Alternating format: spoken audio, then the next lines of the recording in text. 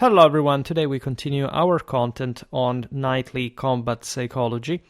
Last time we mostly dealt with courage, determination, also the aggressive, offensive, and violent backbone required by that kind of professional military level. Today we look at the latter, of course, but you could say from the other side of the coin, talking more about fear, and not to essentially show what, of course, happens in any war, that is to say, one side being broken at the end and giving way, of course, being able to fight again at a point, but displaying this most notable sin that is constituted by fear per se. Today I will not digress, perhaps maybe across the various quotes about the sort of broader religious meaning of fear. This is something that we discussed elsewhere, for example, the Indo-European Holy War from Arjuna to the Templars, that addresses what's the deal of divine transfiguration. Today I want rather to stress the psychomachic dimension of warfare, exactly in the measure in which, as you know, fear must be actually evoked on purpose in order to tame it in combat, which is something that actually in a combat situation will emerge by itself, by literally the environment, the surrounding, or at least will be evoked by such setting, but that always stems from within you. And so that it's that element that you must essentially tame, possess, in order to rejuvenate your own soul to a transcendental dimension. This is, as you know, the basis of traditional wisdom and what we intend properly as holy war, given its metaphysical consequences. Today we will follow essentially the last video's format by looking at certain literary works about knightly psychology in combat, and around it, so to say, in order to display what during this time between the 11th and 13th century this particular aspect of warfare was conceived like. Because it would be simplistic to depict consistent bravery without that fear that always entails it. John Wayne once said, courage is not, not having fear, but being scared like hell, but jumping on horseback in spite of it, something along that pattern. And this is exactly what the deal is, right? Is taming fear. Remember, as I explained in that video about the role of the Dionysian in divine transfiguration, the fire where the path where the fire of death blazes, that there can't properly be divine transfiguration without that Dionysian element. The Apollonian element alone, unless you're already divine in nature, will not make it, right? We are bound to our sinful human earthly dimension, and as such we forcefully must, as long as we are in this condition, to evoke that darkest part of our soul in order to win it. Warfare being the most privileged training ground for such endeavor. The fear that soldiers encounter during warfare and on the battlefield is obvious. If not swiftly addressed, it often leads to mass retreat or panic. We talked a bit about this in the Von Kriege series, that at some point we will also have to finish properly the Von Kriege, but also passing on to other Clausewitzian works that are very, very interesting, also the military historical ones, that are definitely educational as far as this mostly moral dimension of warfare that the Prussian military theorist expresses. A notable illustration for today's historical timeline can be found in the actions of some crusaders during the First Crusade. particularly at Antioch. And by the way, this is how random as it gets, I've already prepared actually a video about the Battle of Antioch that we will thus understand better. This is just an anecdotal coincidence, doesn't matter too much, but just for saying that on Schwerpunkt, of course, we cover everything and nothing is left really to mere chance, as it's all part of a whole, very holistic, very Catholic metaphysics of this channel, so to say. And again, these literary examples are very, very eloquent. Following an encouraging beginning, the situation at Antioch deteriorated for the Christians, prompting Peter the Hermit and Guillaume le Charpentier, the Burgrave of Melun, to flee from the battlefield. This is not just a little incident. These are key spiritual and military figures in the expeditions. And so the understanding what kind of danger and pressure the Crusaders find themselves as literally their force is giving way at those levels. However, and this is also the beauty of it all, and the one of cold blood and determination, and the realization that no clash is over until it is, really, as von Clausewitz puts it, the last encounter. Here, Tolkien's strategy here, but the quote says that the only decisive battle is the last. There is no such thing like, World War II was decided at Stalingrad, at Kursk, at Midway, whatever, at El Alamein. Right, as long as people keep on fighting, there is essentially you should ask politics why that happens, but there isn't such a thing in that sense like a warfare that goes on just by its own legs. You must have a specific motivation, right? And here it's like the same. Like even in a battle, fundamentally, you can have, of course, various poses. It's the military exercise is not continuous. There are many poses even during battles, right? It's not just like during the campaign where there is just way more stasis, at least in combat terms, than in fact the same battles. The same happens tactically. And so here Tancred, that is, of course, a key figure of the First Crusade, where we're looking at the Siculo-Normans, and this guy would become the Prince of Galilee, right? And in fact is a champion of the House of Hauteville. Pursues Peter the Hermit and Guillaume le Charpentier and brings them back to the battlefield. This is a big deal because at the time just fleeing but showing this cowardice meant that in line of principle, of course, you had lost your honor to a degree, but that's where the difference between reality and ideals comes into play. Like, war in this sense is never over till it's over. And so these people have a chance of redemption at the same time. Tancred naturally is some, greater knightly example. And as such, he performs his duty also to inspire, to convince these figures. We don't know also which means, but the situation was pretty serious.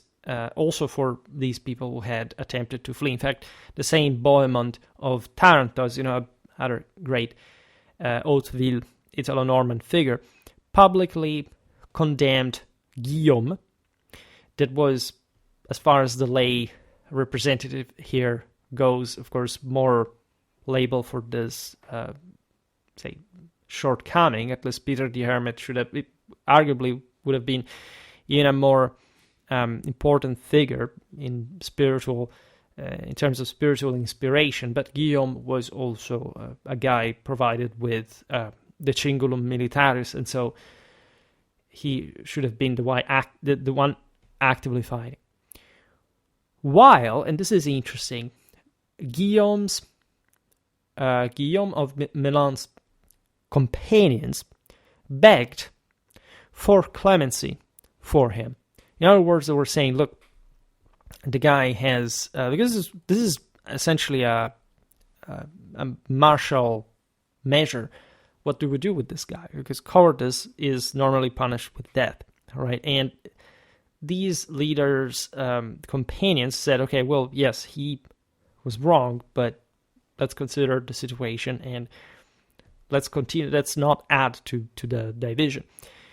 This event, of course, highlights the frailty of human nature. It's inserted it's narrated by the sources, as it became clear that some individuals were, of course, incapable of overcoming their fear in any circumstance. There's never been like just everybody maintaining their post. This happens even for very elite units at times, and it really depends on the situation and the pressure under which this force is put under.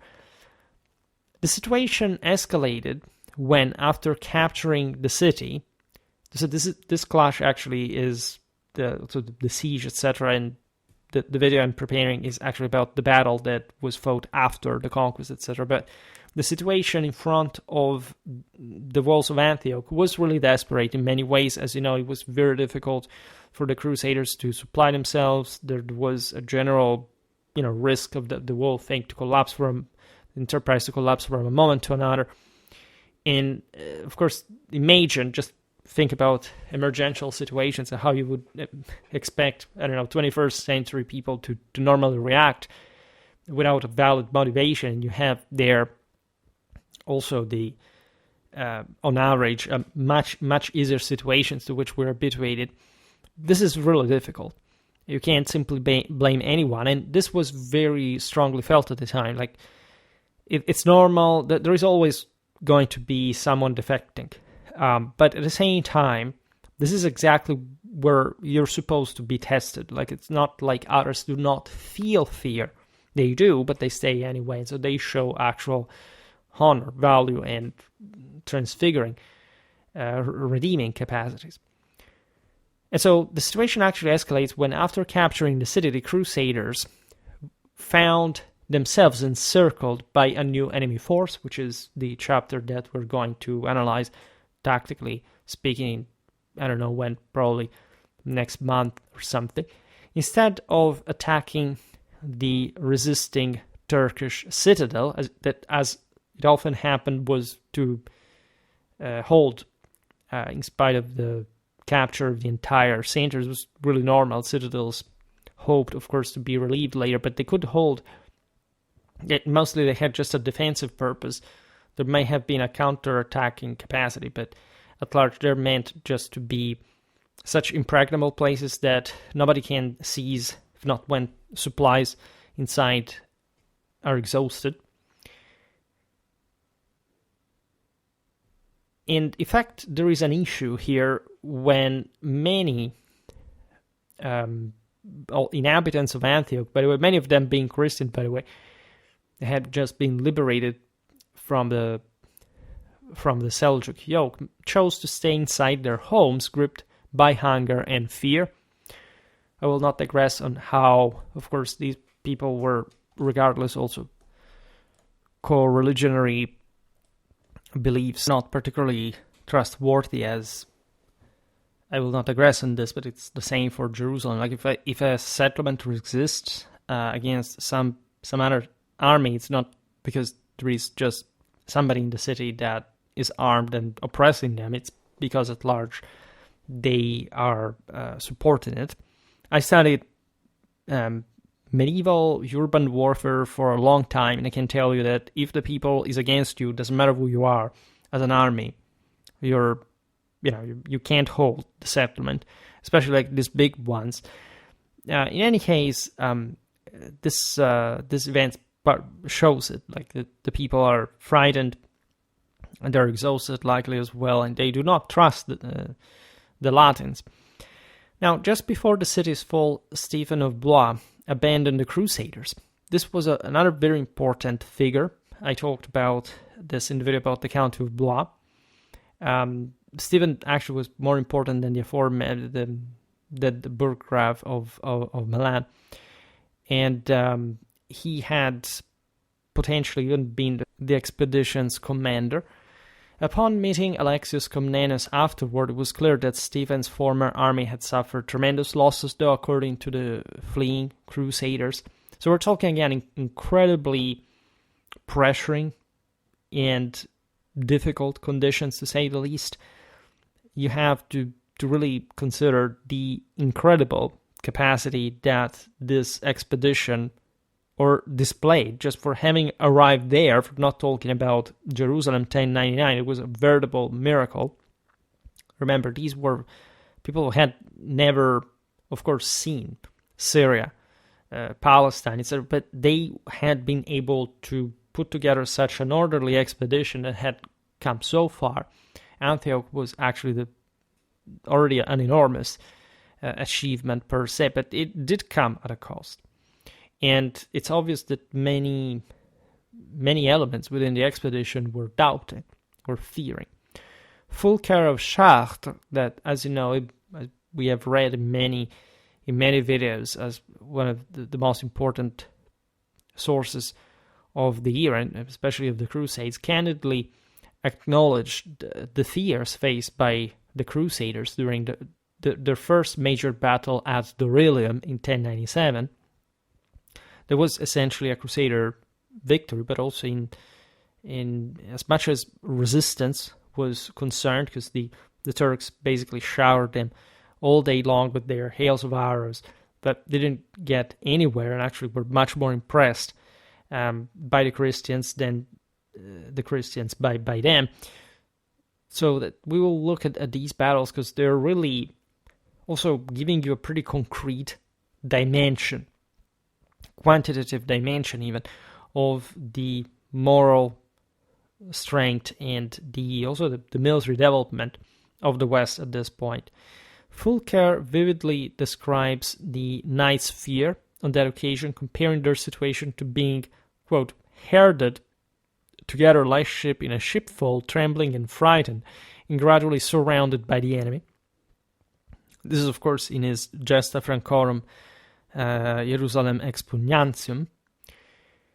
The interesting aspect of this is that, as I was saying before, the Crusaders mostly, this was an ambush practically, and this, as we explained many times, does not actually appear as a very solid strength proof from the Turkish side, given that, again, if you're strong, you just go for it, you smash the enemy, you steamroll him.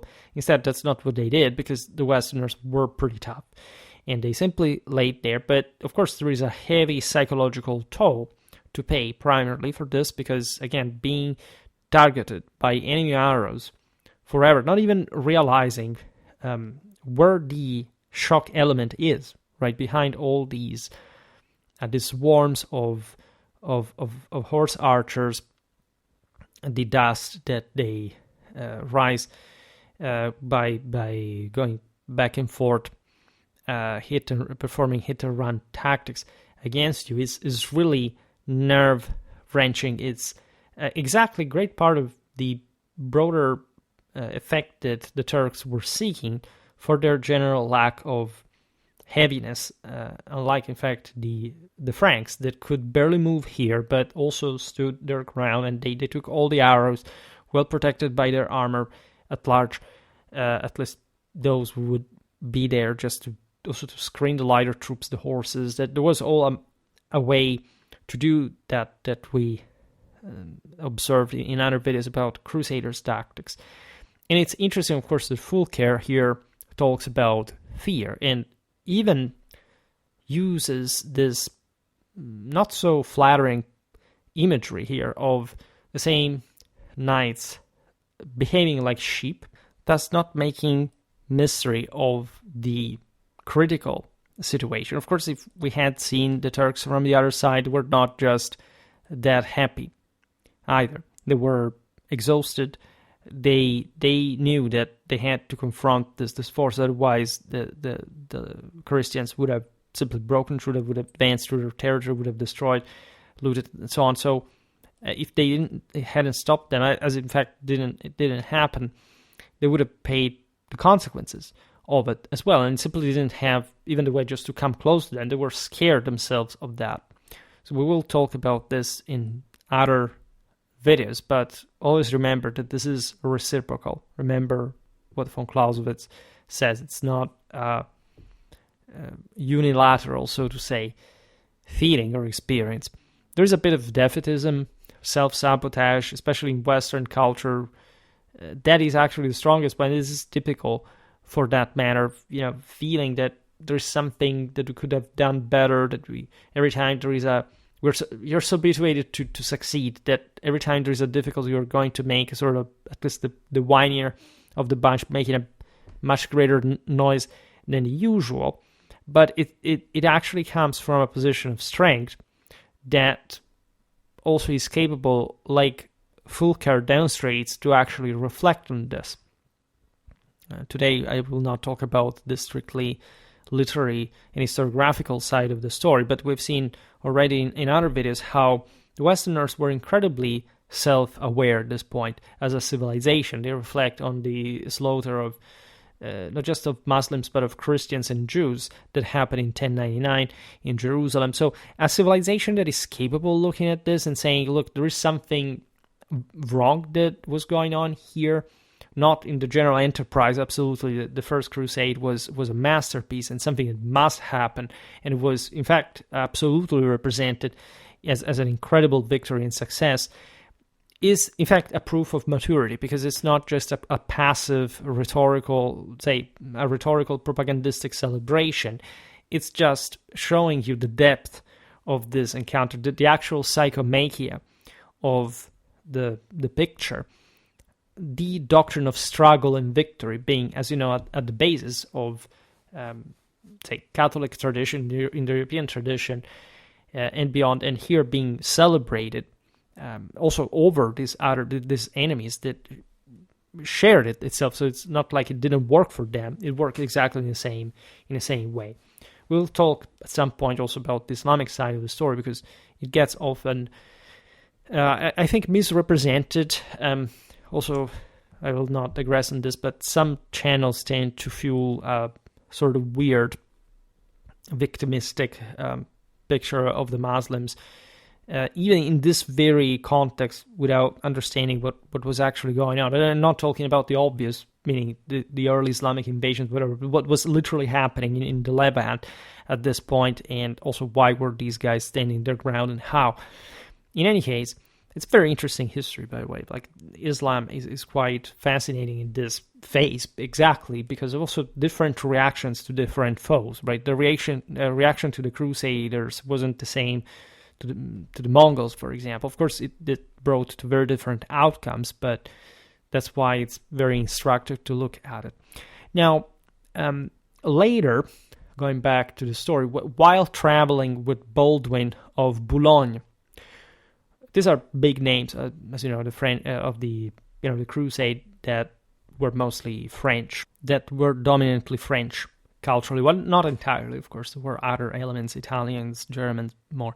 However, the Outre-mer states, as the name says, it's mostly like a French, that's tendentially French enterprise, where Baldwin would succeed his later brother Godfrey, Geoffroy. And he admitted, quote, "We feigned bravery, but we feared death." This is very beautiful because it shows exactly what we were saying before, that in a fallen world, yes, you have actually that bravery. It's not just about feigning it. Here, it's actually displayed, and that's what would, for example, strike us particularly from a contemporary perspective. But to them, it wasn't much about the fact that they were feigning bravery in the sense that they were acting in a way that did not really reflect the fact that they were standing their ground and doing what they were doing. The problem for them was experiencing fear in the first place. Of course, fear of death, majorly, because this is how it happens. Again, the myth that medieval warfare was fundamentally bloodless, especially for the knights, and especially in this era, is completely ridiculous. It never was, really. And this is not even just the fact that we're fighting against the Muslims. As we've seen in many other videos, the risk of death in any knightly encounter was incredibly high. Nevertheless, the point to them, again, traditionally, was that they should have not even feared anything. So technically, this is a bit of a paradox. Of course, if you read it from the sources of the time that are already, we can't say post-traditional, of course, for the Middle Ages, but largely also a bit modern, a bit more secular compared to, I don't know, what a Bronze Age warrior would have described this like. To them, the point is that while, say, admitting, in a sense, to being brave, indirectly so, they feel ashamed but about still fearing something. Fearing death, and the fear in general is the fear of death. It's the fear of limitation, of failure, etc. So this proves that their ideal was absolute. This proves that they still believed that their ultimate point was to divinely transfigure, at least to win their place in heaven, just out of the sheer lack of any fear, or at least transcending the human dimension to the point they would earn their place in the firmament. Now, during the same journey, Baldwin addressed his knights, urging, quote, "Let those who are afraid turn back." All right. So here we have different information about fear, as it was really the most. If you read these works, and if you even just read any veteran account, something like that, you realize that the entire focus is fundamentally moral. That the Clausewitzian paradigm is correct. It's about moral forces. And the entire issue of fighting is not about technical aspects, it's not about what kind of weapons you're using, but if you have the guts to stand your ground and go kill people, well knowing that you can easily get killed yourself in the process, right? The former video I've made is very instructive in this, because it shows sort of the other side, how they actually prevailed over the enemy, how they smashed into it, what kind of offensive, what a radically aggressive and bloodthirsty mentality these people had, right? Consider that most sources here are essentially coming from an ecclesiastical background, so the priesthood was tendentially more sensitive to this emotional side of the story, because they were not trained, at least in the same way, as far, and then they were right even in highlighting how the same knights feared, because they knew them. They were their brothers, their fathers, their cousins, etc. So they perfectly knew the whole story. They talked to them. They were there with them. So it's actually realistic, right? But it's also a slightly different perspective. And Baldwin recognized that publicly admitting to fear would deter others from staying behind. Yet during the night, many knights and foot soldiers disappeared. So this was a common theme also in medieval history. Like, if there are cowards among us, frankly, we don't need them, right? We're better less, but more reliable. This is not even just a rhetorical expedient. It is real from a military point of view. I mean, it's better to have less forces but more cohesive ones, because the collective dimension is more important than the individual one in this sense. And so you can't rely on weak individuals. And here we're not just talking about the weak elements within a battle line, that is the guys in the posterior ranks that are sometimes not even proper soldiers, etc. We're talking even, again, notable knights. My master thesis about the Battle of Markfeld, there was a beautiful passage discussing, at that point it was not just fear, there were political rivalries as well that would bring some people to abandon the battlefield, maybe after having properly been lined up for it, not just the day before, as it would happen during the night especially, right? So we'll get there. In my PhD thesis, I don't think I've not really talked much about that. I mostly encountered this in siege warfare, because siege warfare is sort of more compressed in a way. I mean, the big battle is the big deal, but at the same time, it's sort of more. It's more open. It's less claustrophobic, and therefore allows for this major clash. And then, you can sort of even bet on this on this shot, maybe you get killed, but it's still the big deal, etc. In siege warfare, it's a bit different. And it also has to do with a bit like the greater force, like those who are inside especially are the ones that feel trapped in many ways and that are already suffering from their defensive posture, because of course the enemy outside the walls is superior, otherwise there wouldn't even be that siege to begin with. That's another story. We will surely see that in another video. So Baldwin does something very noble. He's honest about his feelings. He states that he's scared, but that, of course, this is not important. And it is a traditional point because, as we've seen, fear is necessary for bravery itself, for the accomplishment itself. And of course, there are some cowards that instead leave the night before. Similarly, Ambroise, the Norman jongleur and author of the Histoire de la Guerre Sainte, that is an essential source on the Third Crusade, so we are a century later, as you know, describes how most combatants and pilgrims felt so intimidated at the Battle of Arsouf, right, the one of Richard Lionheart, at the battle's onset, that they wished for the expedition to conclude. This is more like a political statement, not just. It's also military. It does pass through the military assessment, but it's also like, okay, let's bail out of this. Consider this is after the Islamic recapture of Jerusalem. It's a difficult situation. I made a video about Conrad de Montferrat that, as you know, was involved in this context. And if you want a bit of a background, I made something about Richard in the series about medieval English history. We'd never talked about the Battle of Arsouf. At least it's one of the most famous battles, not just of the Crusading era, but the medieval warfare in general. We will surely talk about it, but it's very famous. It witnessed, like, there a very strong Western superiority. You have the Latin Knights, you have the Pisan crossbowmen. These guys performed pretty well. They managed to keep the Egyptian, the Ayyubids skirmishers out, and the Knights managed to coordinate themselves under the cold blood of Richard, that had a very interesting personality, by the way, very fitting to that.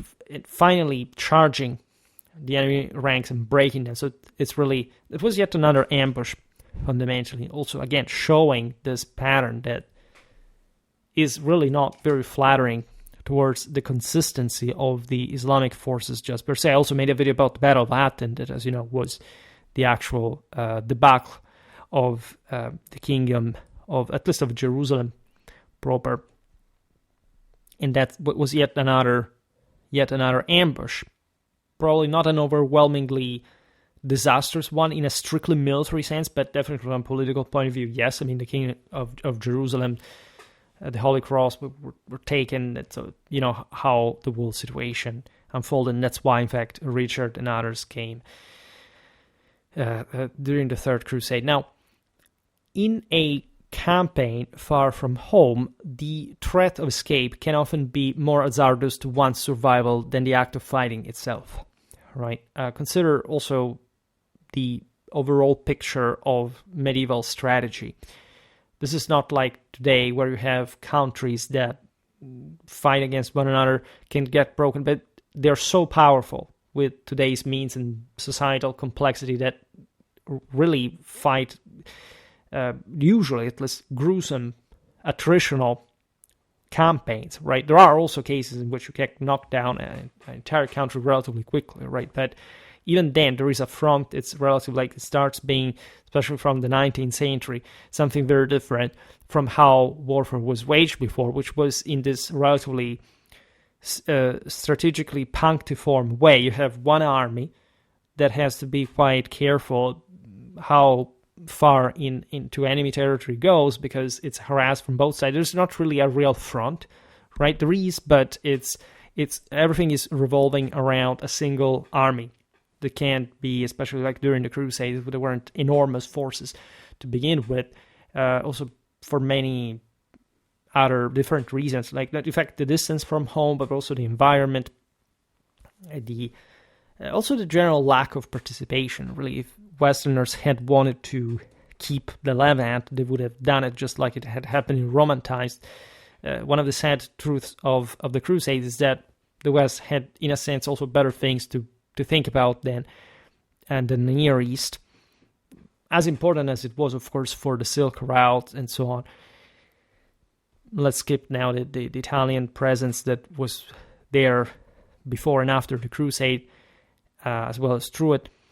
But in many ways, if you got defeated in the Levant against and you didn't really have many, especially we're talking the first years of the Crusades, too much of a stronghold, of a sound footing in the region, well, you could simply be annihilated.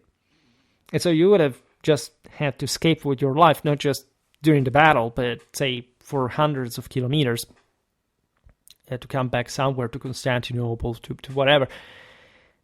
This did play an important moral quantity during the Crusades. For example, the aforementioned Fullcher notes that Baldwin advised at Ramla in 1101. I don't remember, this is not we made a video about the third Ramla, because there were multiple battles there, and that's a beautiful story, by the way.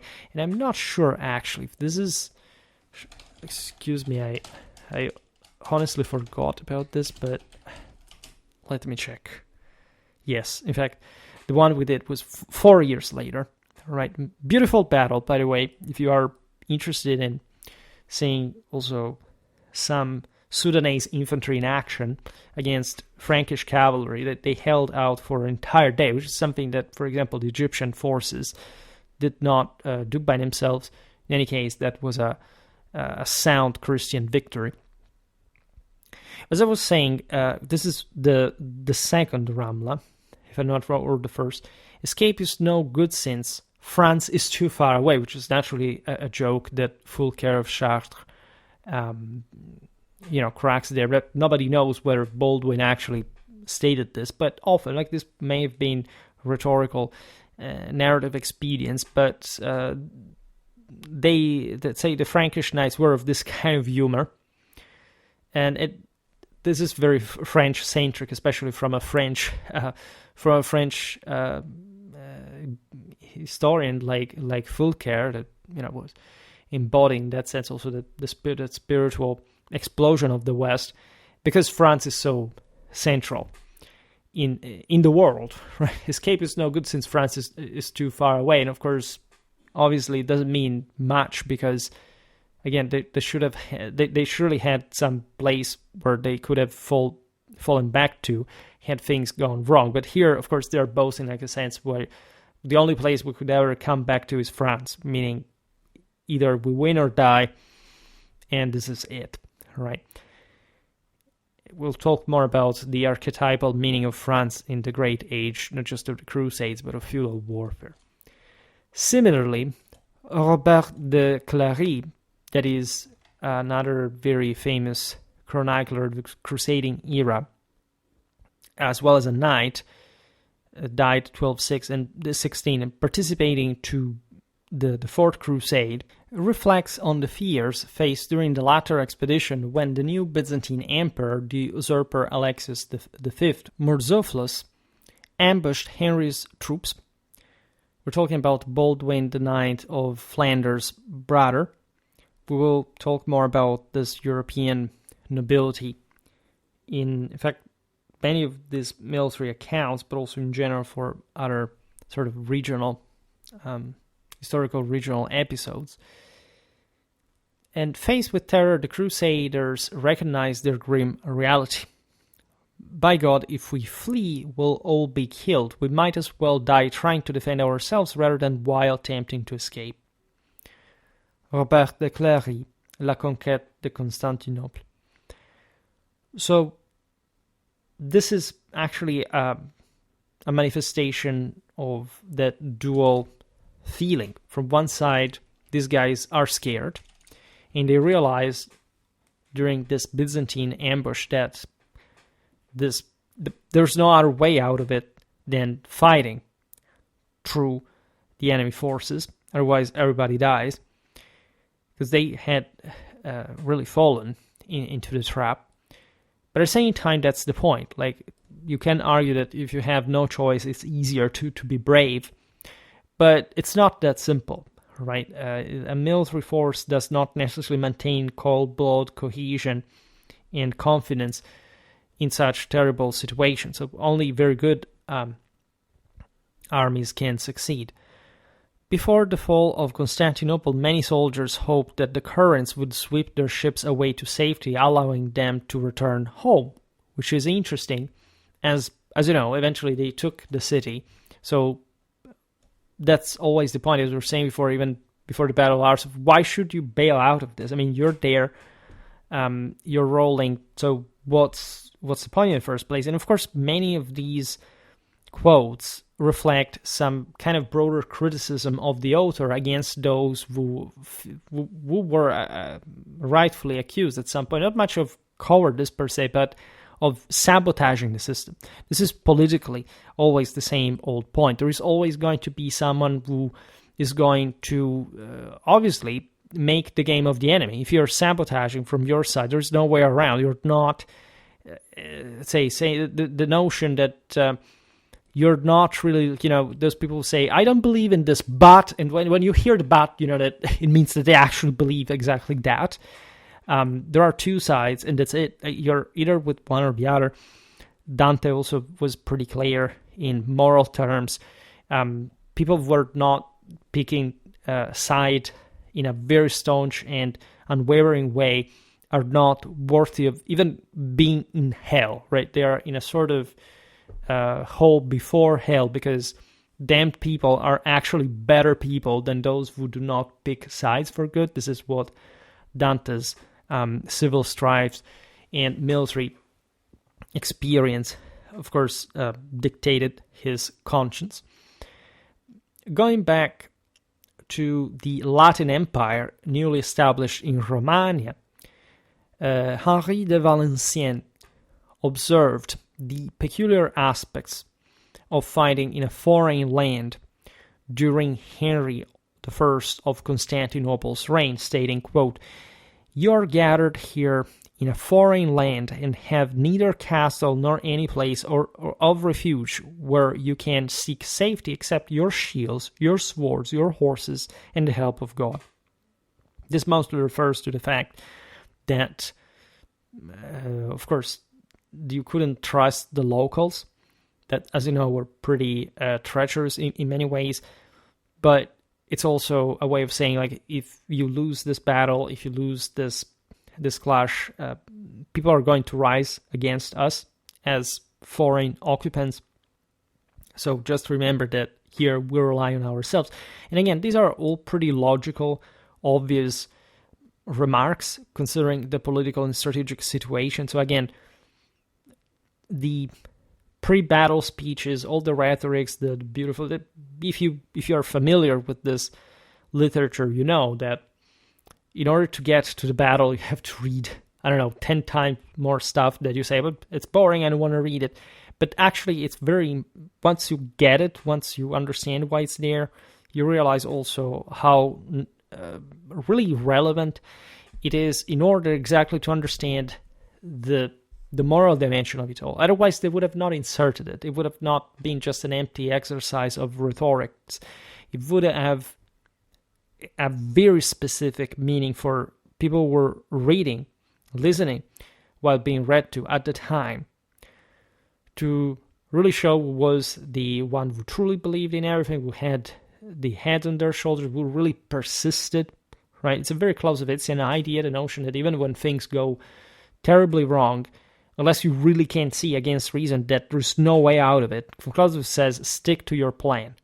Don't waver. Don't go back and forth. That's the most stupid thing you can do strategically wise. Once you have started one path, you must go the way through. Otherwise, you can't make it, because exactly the toughest moment is that way through, right? The others just essentially leaving the initiative to the enemy, making it easier for him, and that's pretty much it. And so soldiers were prompted to make confessions, by the way, to strengthen their faith in the battle's outcome. This is really typical. Before every battle, people communicated themselves, and they were inspired by the priests that really dispensed the bread before, in front ranks, and incited the troops, called divine protection to be bestowed upon the host, and this was a very important moment in spiritual preparation. Again, if you really get into the psychology of warfare, some of the most touching pages ever written, some of the most beautiful passages are about the moment before the battle, especially the night before, right? These feelings of wanting to be home, right? Of fear, of, saying, and there are very explicit, again, explanations of this sense that everybody was scared, but only the people with attributes, of course, were fully, and say, were to stay anyway, right? Even if they had doubts, even if they feared, even if of course, it was tough for them, they knew what was the right thing to do, right? And only the cowards would give way.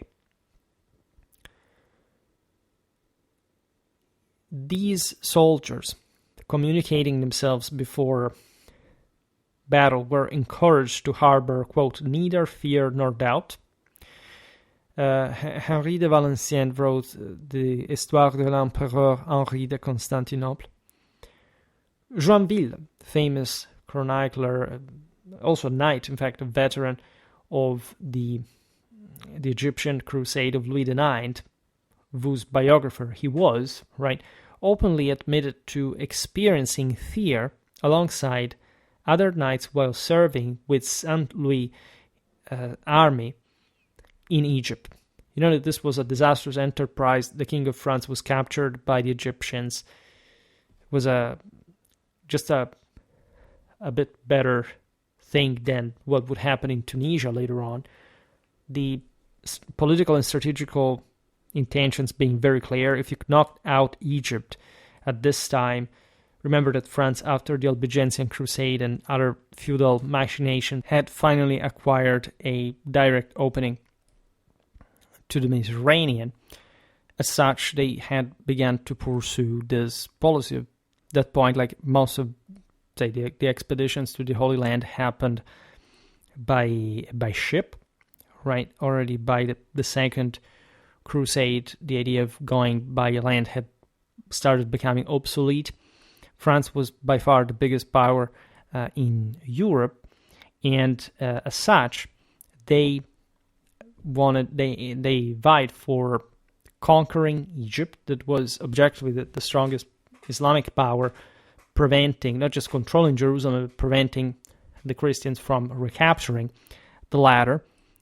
In fact, I made multiple videos about medieval Egyptian warfare, by the way, especially in the first episode. We've seen this broader sort of international situation. We also talked about Syria, the Jazeera, Iraq, Anatolia. So you can understand why it was much easier at that point to knock out Egypt. It was, again, the bigger power around. And from there, simply reacquiring Jerusalem without even having to fight for it anymore. But of course, it was a very difficult enterprise as well. And lots of things in Saint Louis expedition went wrong, to say the least. But Joinville provides us with one of the most unique accounts of 13th century warfare and, again, knightly psychology, combat, and more about these encounters. For example, here it's, of course, a feudal chivalric story in many ways. Joinville talks mostly about knights. And it turns out that the latter's fears were exacerbated by the enemy's use of liquid fire, so-called Greek fire. So just today, also, I prepared a video about that. You will see it in Byzantine warfare. That's one of the chapters we have to pass through and see how random it all is. This liquid fire that, as you know, was particularly effective in mostly closed waters without too much wind, etc. It essentially had this property of not just sticking to enemy to the enemy when thrown, etc., but also burning on the water, keeping the burn on the water's surface, right? So it was pretty nasty, and it caught the French forces off guard. We'll talk at other points why the Westerns at large did not seem to have made any particularly large use of liquid fire. Probably, I don't know, the Italian navies had something similar, etc. But the story is, again, mostly the Saracens. The Byzantines have the stuff. But it existed in the West for a long time. It was used, for example, during the Peloponnesian War. Well, at this point here, because we're treating the Byzantines as non-Westerners, but of course, it was there in Europe. In any case, as the King of France attempted to build a dam across a Nile tributary, because they had landed at Damietta, it's essentially on the delta of the Nile, he erected wooden towers for the workers' protection, only for the enemy to ignite them with liquid fire. The guards faced a grim choice: either stay in the towers and be consumed by flames, or evacuate in disgrace, though. They opted to kneel and implore divine protection whenever the enemy launched liquid fire. This is what Joinville, in chapter 43 of his work, The Life of Saint Louis, tells us. On another occasion, Joinville felt unfortunate since the cats, or towers, were destroyed just before he had to stand night watch with his knights, which is a way to say, well, as he literally put in words, God did a good turn to my knights. Chapter 44.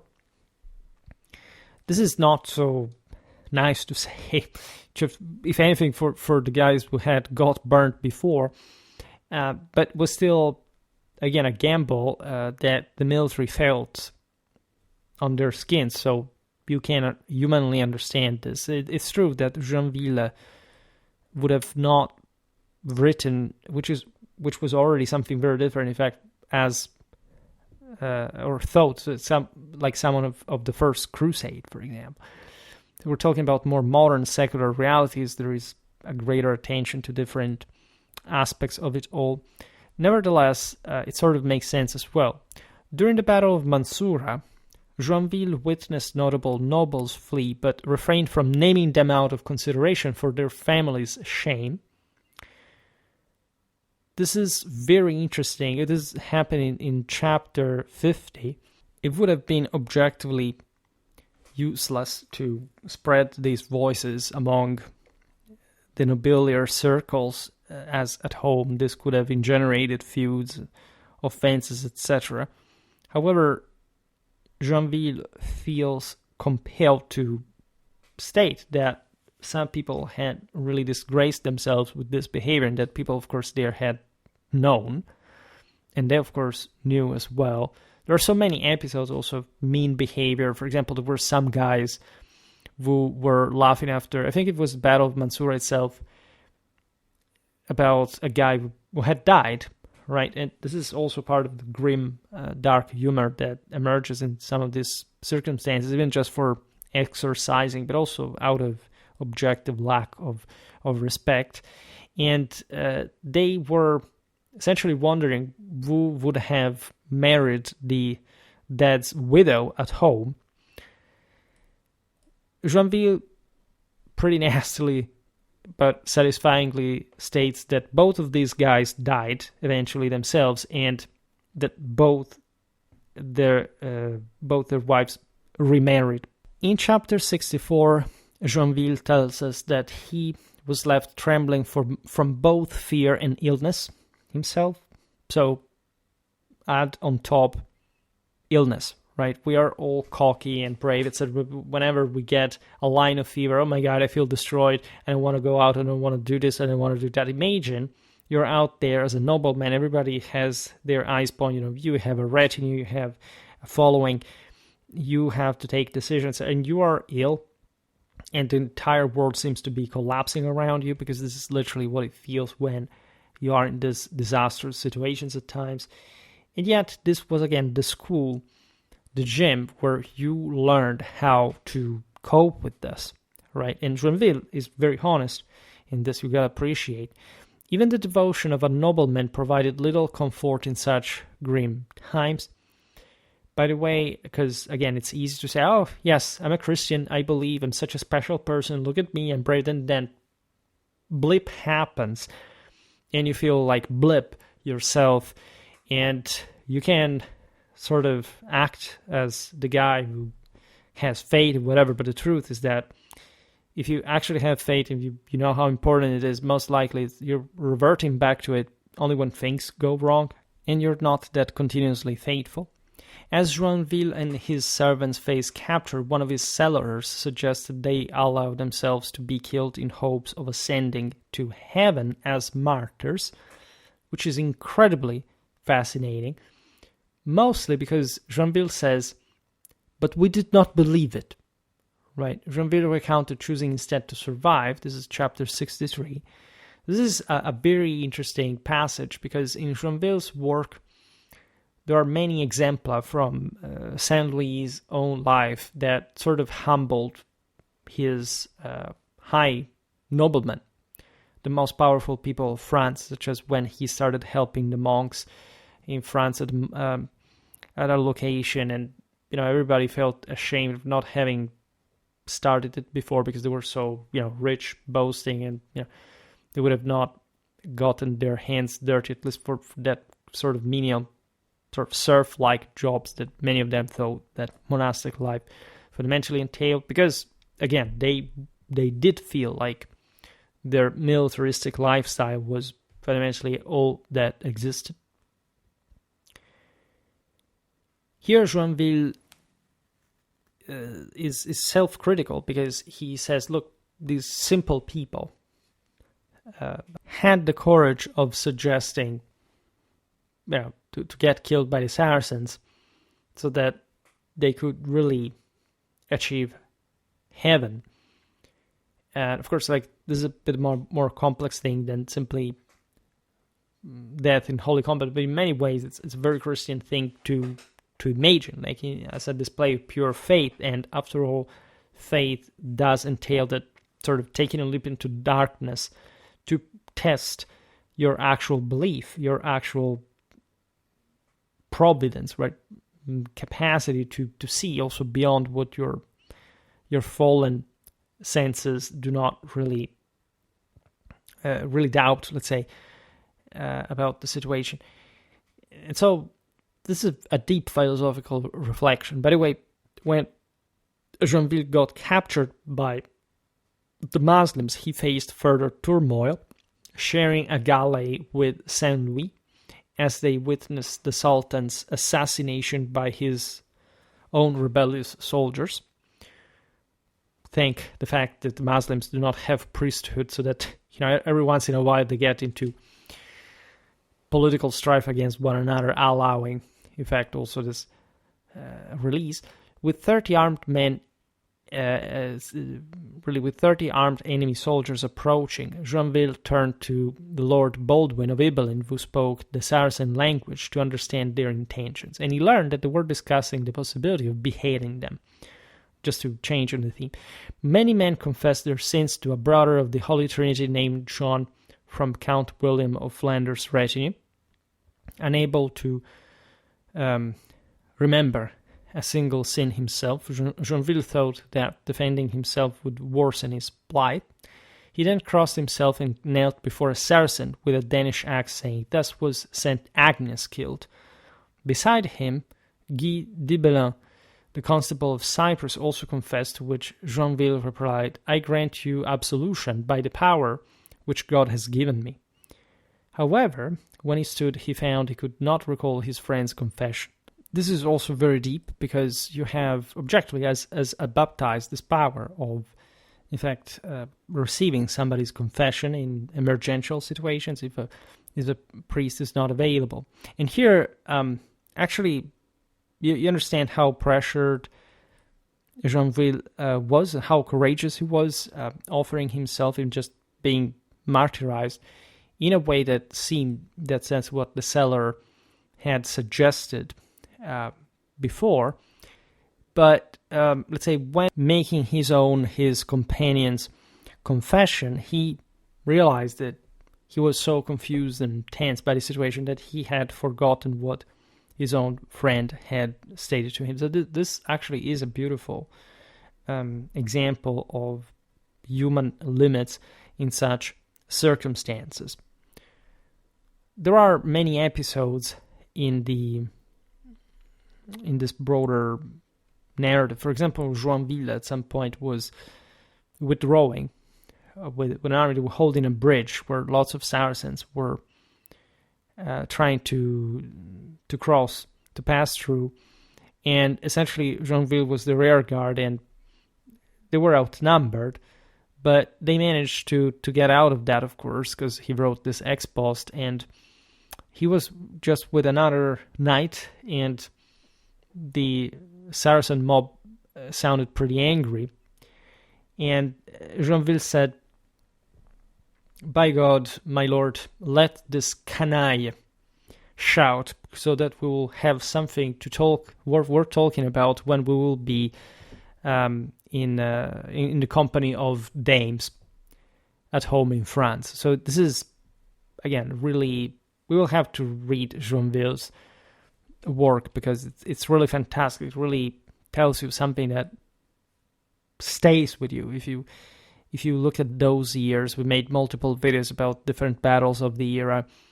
The Battle of Tagliacozzo, for example, you understand there what the French were made of, like what kind of knightly culture they had managed to forge, what kind of morals had blossomed from that also in the rest of Europe, thanks to them. And so it's really the picture of an era.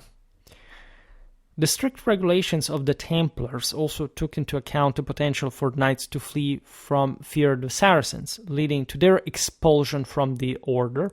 You can read this in the Rule of the Temple. That is one of the single most underrated sources for properly understanding of knightly combat. So from a tactical point of view, they really exemplify how they actually fought, right? Of the crucial importance of order remaining in each own sectors during combat, knowing where to fall back. Also, what they should have done in moments of emergency, of disorientation, got lost, etc. But of course, you couldn't be part of the Templar order. We made a video about the Templar Knight if you fled before the Saracens. Consider that the Templar Knights, we explained it many times, this is true for the monastic military orders in general, were conceived literally to stand their ground or die, right? They were properly conceived to be fundamentally to the death fighters that should have taken down at least 30 people with them in the process, and of course had some of the most refinedly and beautifully fanatic mentality of the era. So of course, simply flying from the enemy was unacceptable for any knight in general. But of course, this did happen. It happened for every fighter out there, from any side, from any culture. And the entire point of warfare in that sense is having people who do not really back down. And so for such a prestigious order like the Templar one, there was no really way through it if you had committed such sin, because this was also really a sin. It was a way of really showing that your faith was not as intact as you had sworn. These instances from Crusade literature resonate beyond the Levant, reflecting a similar reality in Western Europe, where men also fled the battlefield and accounts of panic abound. The reason is, of course, that we are very well documented about Western warfare compared to the others. If you study Byzantine history, there's plenty of that. If you study Islamic history, it's plenty of that. But the depth of analysis of, as we've seen, courage and fear, etc., it's the greatest in medieval literature for this context. Now, one striking instance of this is brought forth by the author of the Le Vœu du Héron through the voice of Jean de Beaumont, who in the royal palace of Edward III in London in 1337 expressed the wish, quote, "When we are in the tavern drinking strong wines, and the ladies pass, looking at us with those white throats and thigh bodices, those sparkling eyes are resplendent with smiling beauty, then nature urges us to have a desiring heart. In such moments we could overcome Yaumont and Agoulon." These were some Saracens. While we will read this now from the chivalric epos of the time. While the others could conquer Oliver and Roland, these were, as you know, Carolingian paladins. So he is, again, we are in the 14th century. He's talking about an era that was not really lost, but Huizinga would argue for the autumn of the Middle Ages already by this point or something. The quote goes on, says, "But when we are in camp, on our trotting chargers, our bucklers around our necks and our lances lowered, and the bitter cold is freezing us altogether, crushing our limbs both before and behind, while our enemies approach, then we wish to be in a cellar so vast that we could never be seen by any means." This is, of course, a satire of knighthood, for which, you know, if you have to assault a beautiful lady, you will be so eager. And, of course, there is not much to fear there. But, of course, and I find this beautiful in the environmental sense, the cold, the freezing cold. That's something you hardly you would think of, but crushing our limbs both before and behind.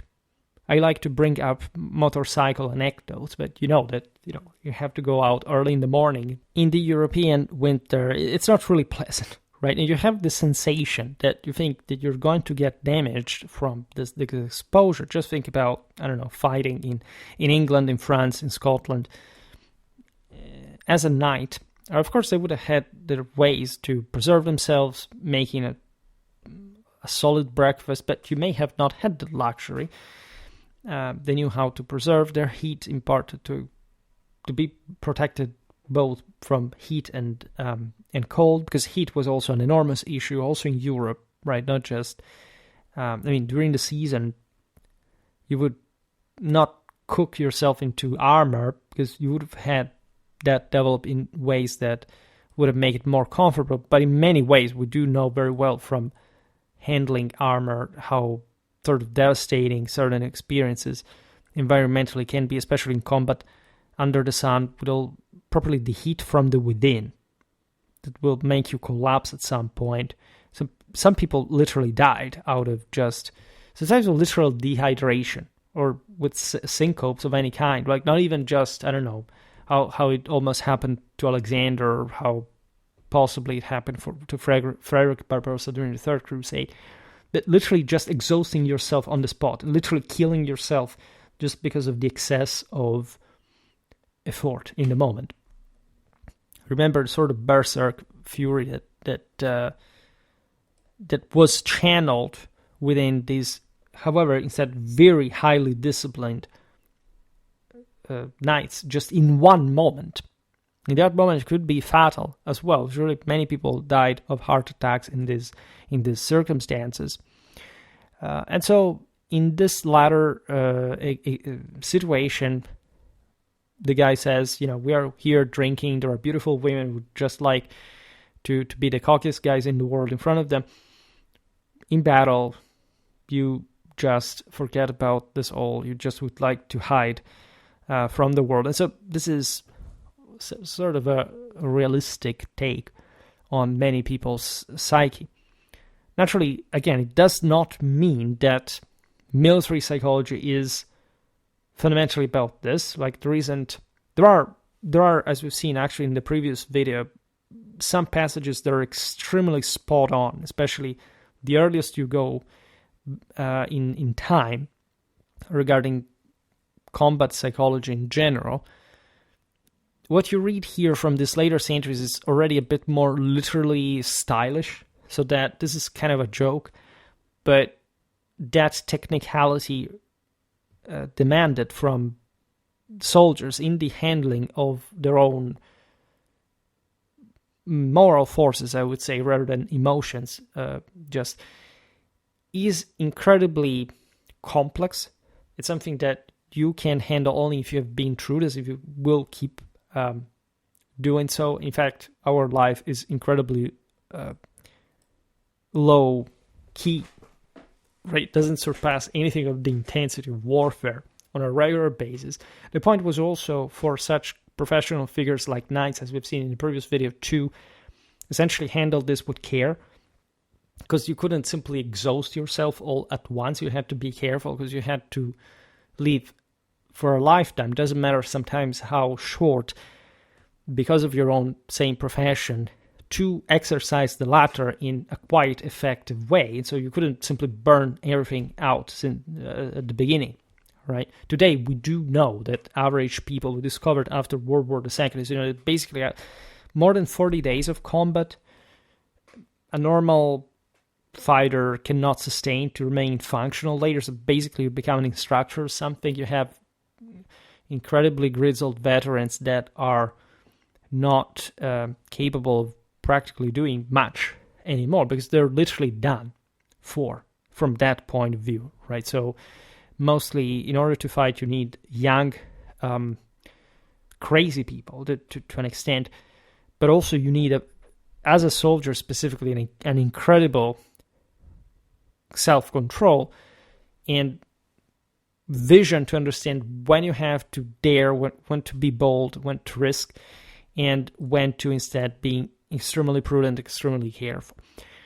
Now, the aforementioned as poignant confession emphasizes, of course, the stark disparity between the harsh realities of warfare and the glorified tales of knightly bravery, or the oaths exchanged in taverns and courts as observed by Joinville. On the battlefield, there is no wine to cloud judgment and no alluring ladies to motivate the knights. That's the aforementioned point. Rather, fear seeps into the very bones of the fighters in a quite, again, assaulting fashion, in a quite eroding and, gut-wrenching fashion. In such dire circumstances, everyone longs to escape the feared battleground, preferring to avoid confrontations with Aumont and Agoulin, that are, again, two Saracen champions from the Chanson d'Aspremont. There is a beautiful passage in von Clausewitz where he literally walks next to you, approaching the front lines where combat ensues, and he literally describes you, of course, in a 19th century warfare settings, what it feels to be there, right? When it say cannonballs really start flying around you, we start seeing people killed next to you, and he really explains you how, essentially, even in the most terrifying scenario that you've ever been, it's not like you've stopped being under pressure, but after 30 minutes you've been exposed to that, you're basically coping with it, right? You can get killed from a moment to another. You're scared, but you fundamentally accept what is going on, and it's very feasible. In fact, human mindset is very malleable, and here the point is not much the fact that medieval warfare was, again, less traumatic than contemporary one. But of course, there were certain moments in which the dread, the fear would be more intense. And it wasn't merely about violence. It is about the future of your life, meaning for what, as we've seen even in Joinville's case, like a nobleman's reputation and inheritance, memory, etc., what was concerned. It was a broader kind of fear. It was about how much you had been fighting for historically that gets all lost in such way. The greatest dream of these knights was, if to die, right, to do so in a fashion that would be remembered, in a great battle, in a great clash that sort of made sense, that was worth dying for. That's also part of the story. Like, there were lots of ways you could get killed that you would have really not liked, because the purpose of it is not correct. There is this sense of naturally of great loyalty that you owe to your leader. As a follower, knights are very much forged into this mentality. But it's not like when they have to follow their leader, no matter what, they're always agreeing. For example, what he's doing, what he's fighting for or like. All right, at some point, the same leader must be corrected. I mean, Louis the Ninth was, for example, exposing himself too much at some point, but he was also so inspiring. He would be the first one to land in Egypt under Saracen fire. There is so much about this, but the various occasions, the various settings in which you could get killed, for example, most of the times, are not really what you would like. Also, you would not like to die, but if you really had to, considering that to some extent these knights would have surely put that into account quite early on, right? The fact of the possibility of getting killed in a quite straightforward fashion without too much forewarning, etc., is somehow not mirrored by the wish of dying at least in something that will be remembered, will echo it. And these knights are also realizing that their enterprises are sort of ever more distant from the ones of the archetype of the origin, because we talked about this throughout the Middle Ages. Of course, that bit of modernization and secularization does kick in. We were remembering it before just for Joinville. That was not like a guy of 200 years before. And so also the courtly literature, the chivalric epos, the chansons de geste, and more that we have covered in other videos are a bit the immortalization of such heroic models that, however, people are sort of increasingly driving away from. And we don't have to be fooled by the incredibly tough, primitive reality that still also late medieval warfare really was for a knight, how much this survived up to very recently, and how it was even recultivated to some extent in certain contexts, as warfare also intensified. Now, in different ways from, of course, the Middle Ages to some extent, but not in the sense that much wasn't asked from people. Now, the medieval chivalric epos reinforces a similar notion, not through a proclamation from a Christian knight, but as a pointed criticism aimed at the soldiers within the Saracen ranks. Since, as you remember, it says basically if you had the same hearts in combat as the ones you have when you have to court a lady, you would probably behave differently, all right? Or at least there is some greater incentive. And I would say this is a typically 14th century mentality in the sense that it's starting to split a bit, not just hair, but probably the concept of of motivation, like what are the values that you're pursuing. Like a knight of a few hundred years before would have had a much more comprehensive idea of really winning those women if you were truly such a great warrior in battle. And of course, this is still valid, but it's also a criticism towards, in fact, those who were not able to be so courageous in the first place. It is likely that the poet was also reflecting on the less valiant knights of the West as a consequence, which is thus criticism towards fear in general, also among the same Western knights. Aumont conveys his profound dissatisfaction with the cowardice displayed by his men, for example, who had promised various battle vows in the presence of lovely ladies, fortified by fine wines that created a festive mood. La Chanson d'Aspremont says, quote, "In my magnificent palaces back in Africa, they were conquering the lands of the Christians while courting my youthful maidens, showering them with affectionate kisses and enjoying my finest wines. There, they were glorious conquerors, claiming the cities and castles of France as their rewards. But the French are not timid. They know how to wield the sword and lance." Right. So remember, this is a Christian author writing, but it's switching the sort of the other perspective. It's also typical of the 14th century, where the Ottoman states were practically over, and the Christians start using the Muslim as an exotic archetype of the other. However, at a certain distance, right? It's not like Crusades weren't going on the contrary, but it was sort of a more relaxed world, at least one. It was not so relaxed internally. This was a moment of crisis for everybody involved. Also, the same Muslim world was not really faring too well. It's the great 14th century crisis. Everything is shattered, also in the moral fundamentals. And so this satire, of course, invests the same ideal of knighthood a bit all across the world. Now, and here I'm not discussing, of course, what had happened in the last decades, infantry defeating cavalry after 150 years in Syria, eventually to fade again after the Black Death, but still, like in a way that had never happened before in medieval times.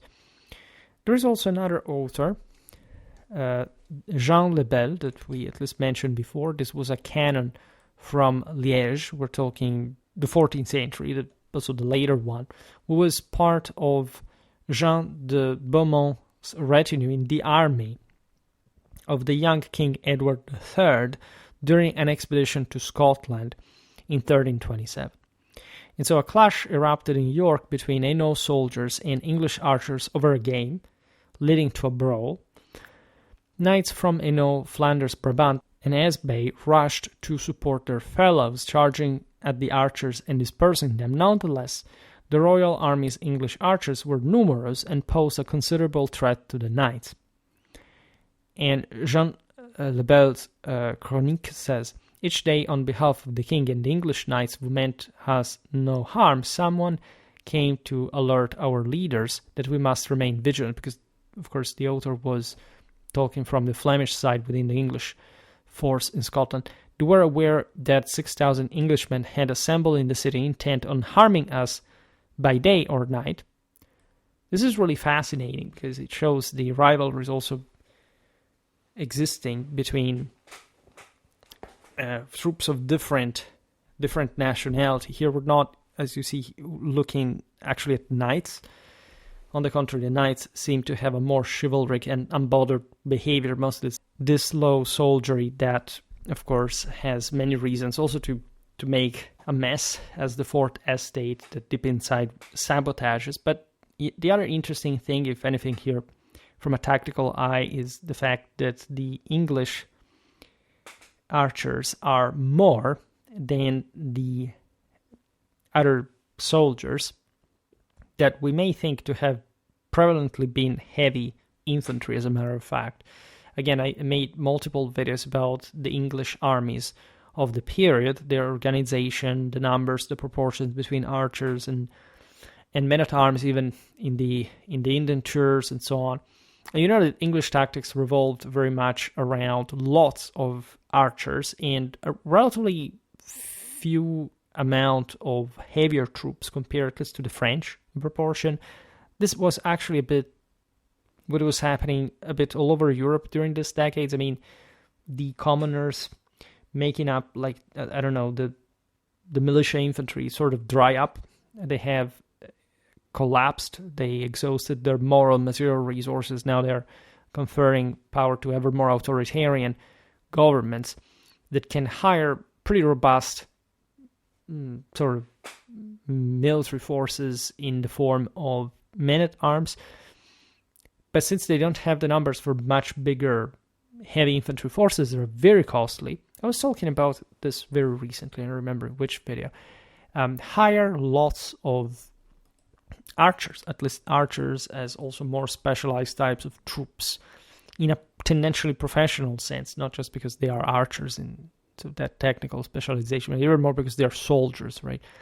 Are particularly numerous in the English armies. Here, there was a video in which I was discussing this. Maybe the one about the medieval free companies.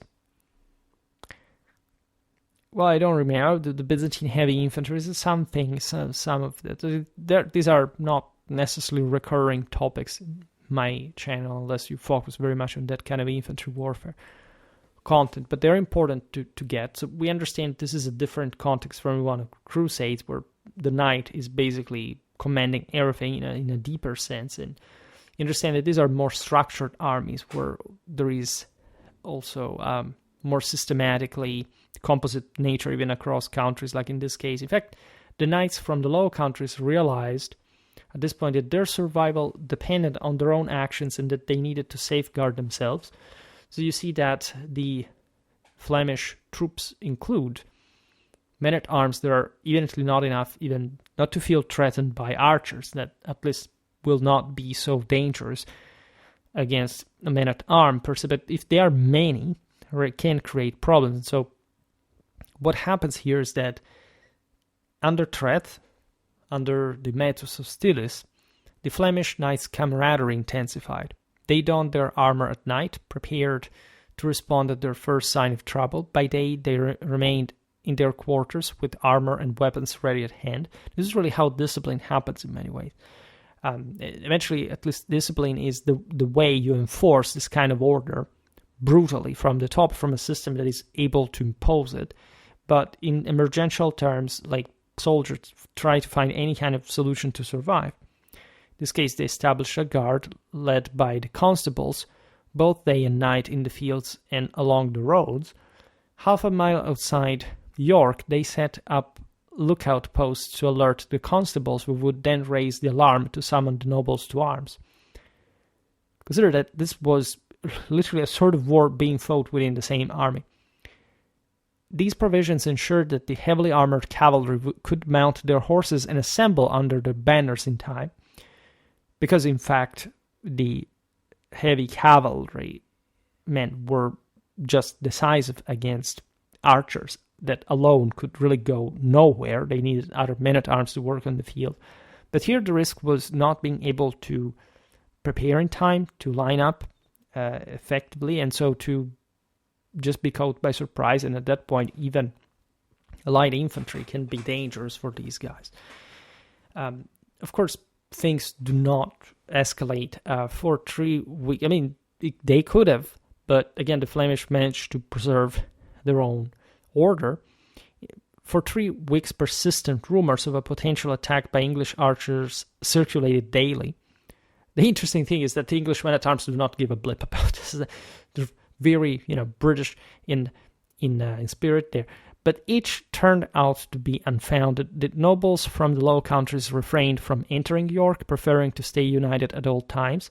Also because city streets, as we've seen very often, are very, very, very dangerous for knights. This has always been the case. Again, made the point before, you cannot think to hold a city if people are against you. And in any case, you have normally this advantage. You cannot fully display, you cannot fully deploy cavalry.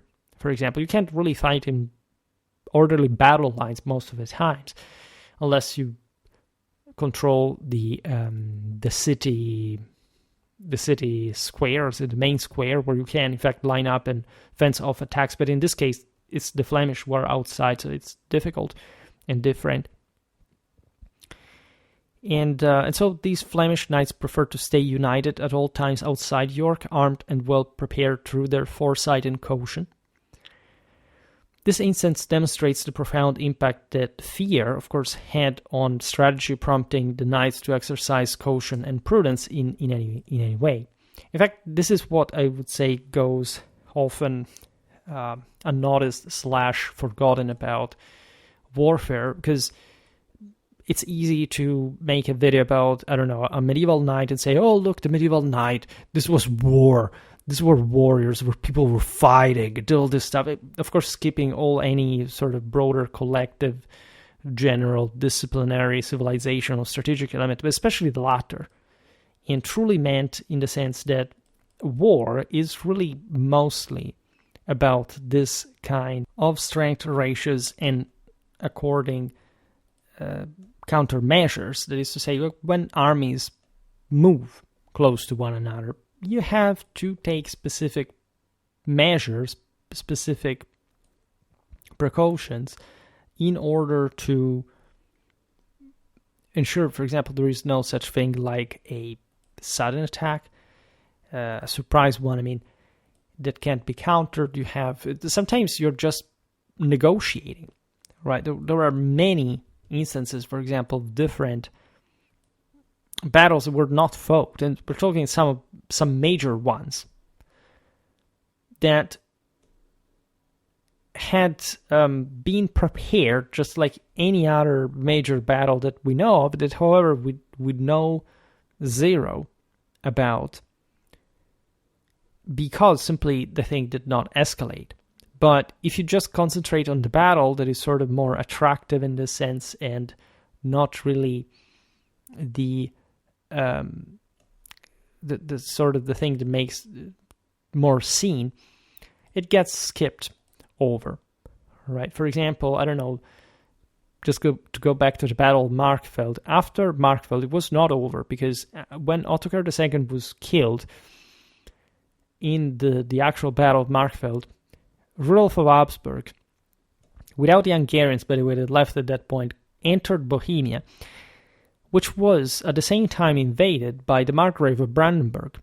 And the two armies did meet, and they began to negotiate, and they were about to clash. Instead, they sort of accepted a power-sharing situation in Bohemia.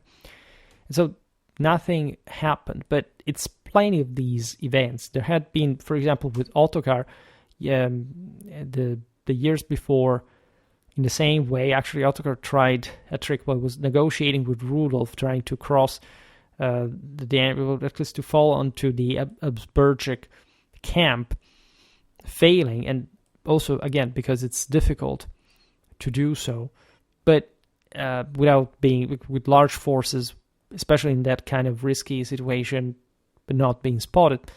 There are, of course, ways to do similar things to catch the enemy by surprise. We've seen how ambushes also happen, etc. But there are many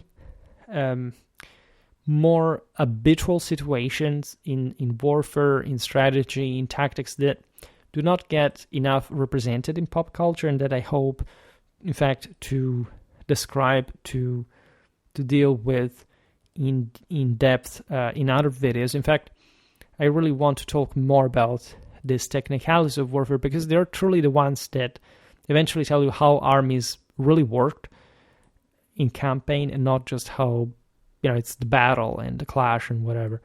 Because think about this, everything gets overwhelmingly disproportionately represented accordingly.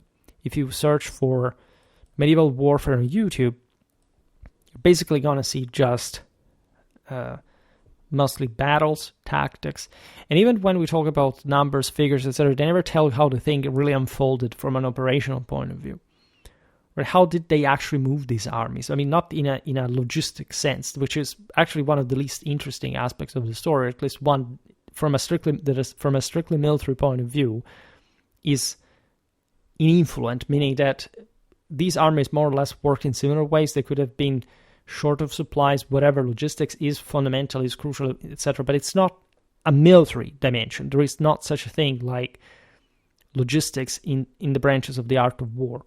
Because in order to fight with an army, the army must be adequately supplied, otherwise it can't properly work. And it's not like, again, everything is optimal in this regard, but when you look at military history, you also realize that the competence of the commanders, the kind of effectiveness of the army, the operability, you would say, of the same, are always there. Like, it's incredibly rare in history in general to find, an army that does not work for some reason, right? It's just not there at that point. There is a precise reason why that is the case, because if that is the case, it would have not even taken the field, or would have avoided confrontation to begin with. There would probably not even been maybe a campaign if that had been the case. And that's how, in fact, politics sort of regains full, foreground, even though it's always controlling all this stuff, because, again, warfare is just an instrument of politics, as we well know from von Clausewitz. The sense that this is just a different and difficult issue is, of course, obvious. Talking warfare, especially nowadays, is very difficult because of how people fundamentally tend to misunderstand it from a political standpoint. They confuse the two realms, right? Just they have difficulties, for example, in understanding the Claudician paradigm in as much as they don't fully understand how politics can always be in control by not war can be still fully in control as war itself unfolds. And they don't understand that that's also political act and how the two things intertwine. Like everything is not dichotomic for some reason puzzles people's brains. And I mean, it's even understandable, but definitely not something we should particularly rejoice about. At the same time, people do not see mostly the consequences of their own actions. They think that warfare is just a story they can tell. It's a video game they have played. It's fundamentally something that happens that gets down to, I don't know, what the individual does and not what, especially at least what the commanders really do, and also individually at that point, but not really much what the final rank perspective is. It was incredibly narrowed down.